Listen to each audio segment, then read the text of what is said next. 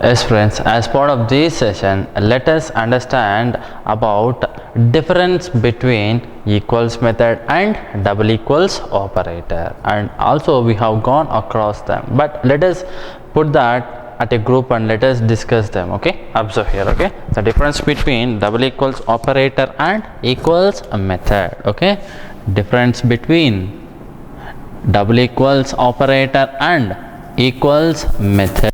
Okay, observe here.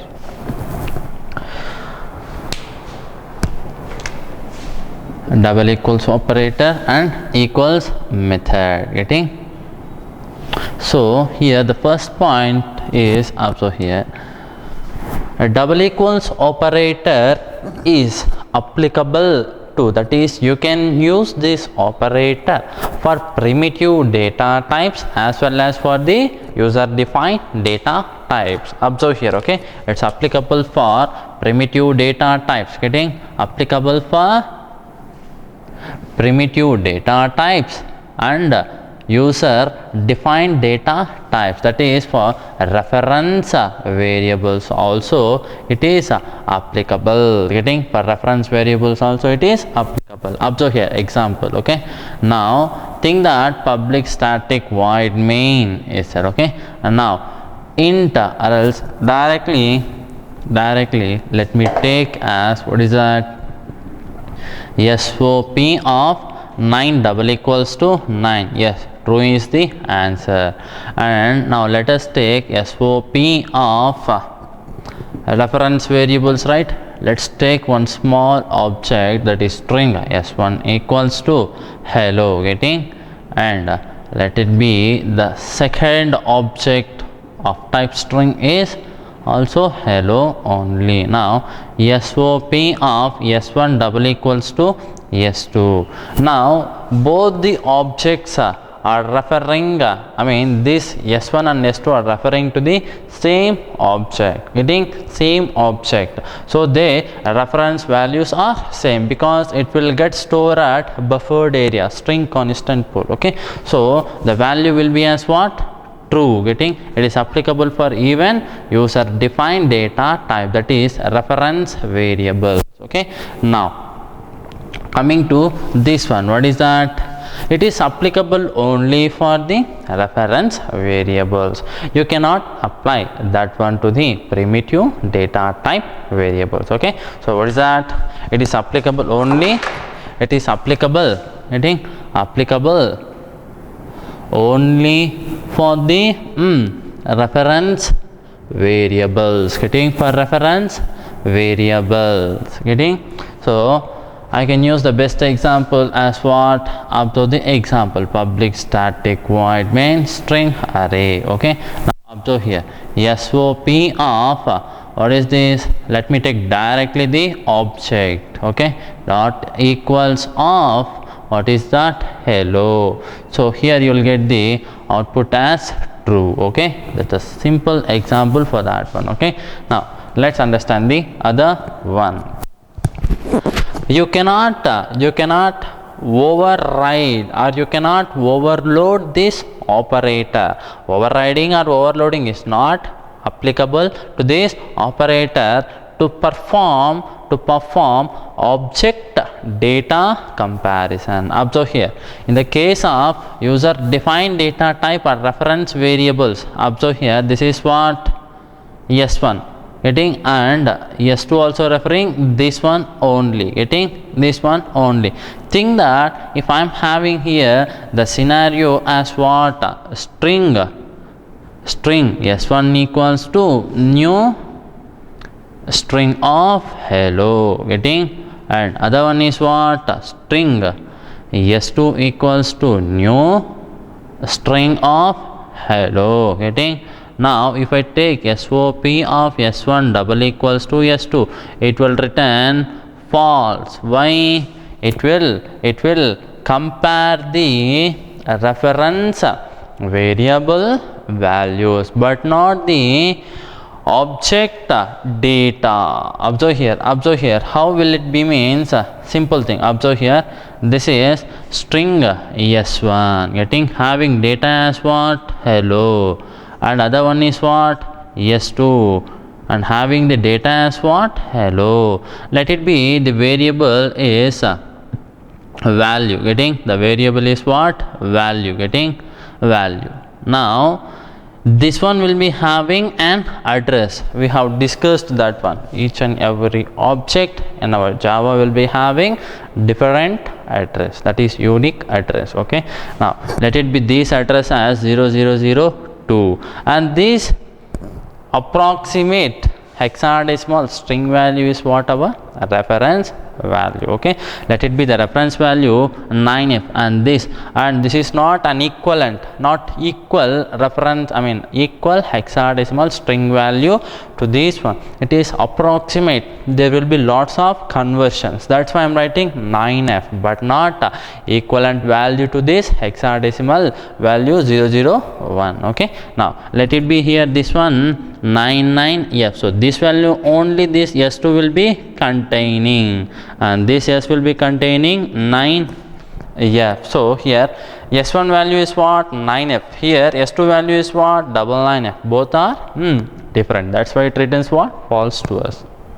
Here you cannot check the object data. You cannot check the object data. So to check the object data, what we guys are recommended to do here?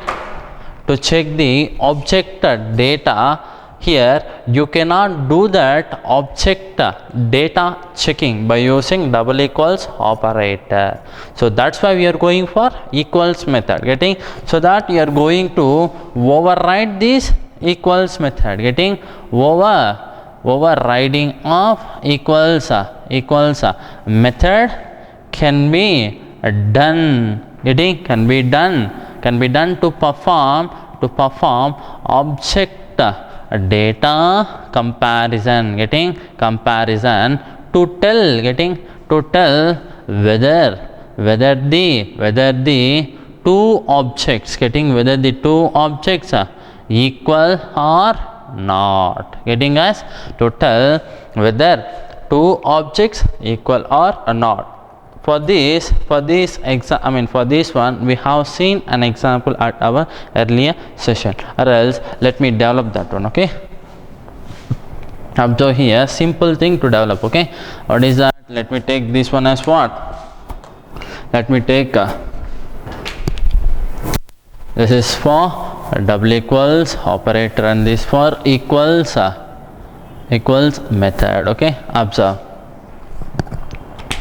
So now the example for that one means, observe, class called a. Okay, now take small variable int I equals to 9, public static void main string array, create an object for a class and create one more object for this a class. Okay, now what happens because of this statement? There is one object containing data as what? I equals to 9, and let it be the address as what? 001. Let it be. Okay, now that approximate hexadecimal value is what? Our reference, right? Let it be 93e. So that one I am copying to this 93. That is up to here, assigning this entire object reference we are assigning to a, so that it will refer this object. Okay, and because of this one the same thing. Okay, so let it be address 0002. Okay, content is what? 9. Okay, let it be 36f. That I am copying to a1 36f. Okay, now observe. Okay, this one has been done at memory because of these two statements. Okay, now if I call SOP of a dot equals of a1, what will be the result? Output false. Why? Because by default here equals method of object class will execute. We are not overriding equals method within this class. Getting? So to get or to perform content, that is object data comparison, these are of different objects of same type having same data, so it should give. Getting? So here double equals operator is checking what? Reference values. getting in terms of reference variables, that is in user defined data type it is checking what? Only reference values, whereas in primitives it will check what? Primitives, this operator will check what? Values.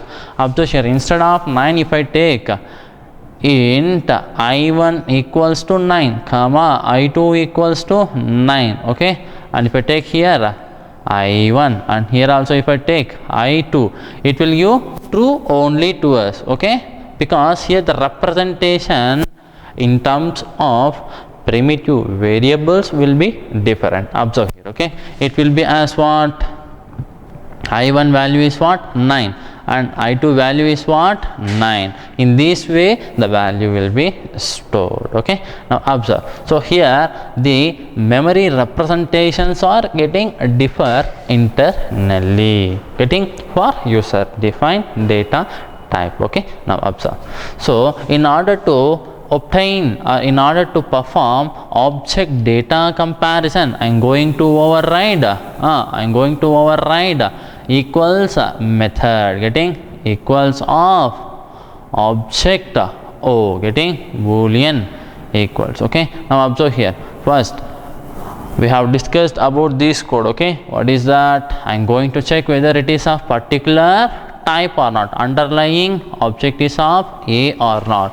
If it is not, means I am going to return what?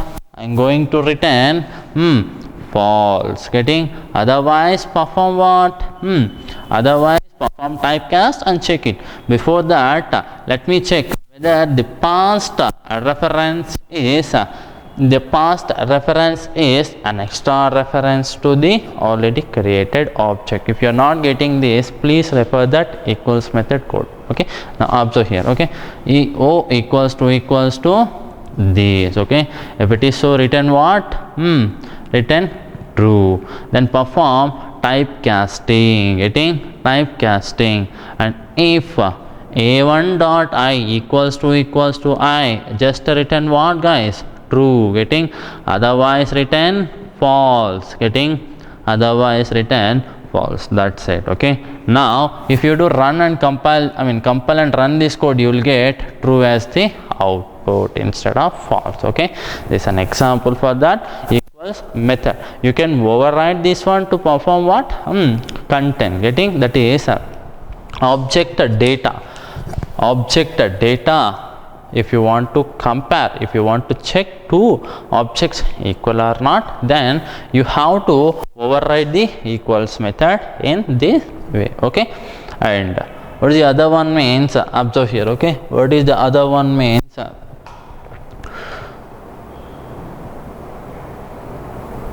If there is no relationship between, getting, if there is no relationship between the past object, the object which you passed as an argument to this one, getting, then there will be class cast exception. You are avoiding that class cast exception because of this statement, getting. So you should not get any class cast exceptions. And one more thing, observe here, if you are passing null as an argument to this method here, instead of equals of, if you are passing some other object as what? New b, getting, or if you are passing null as an argument, for this you will get class cast exception, for this null pointer exception. So to avoid those two things, what you are doing? You are using this instance operator and you are checking that one, getting. So to avoid those two exceptions, instead of those two exceptions to raise, getting, instead of those two exceptions you have to give false, getting, you have to give what? False, okay. So what is that? Observe here, okay. So we should not, getting, we should not raise class cast exception and null pointer exception. Instead, we should give false as the output, getting, as the output. Now observe here, if there is no relationship between left operand and the right operand, getting, then what what does this operator give to us? Okay, what does this operator do? It will give the compile time error to us. Observe here.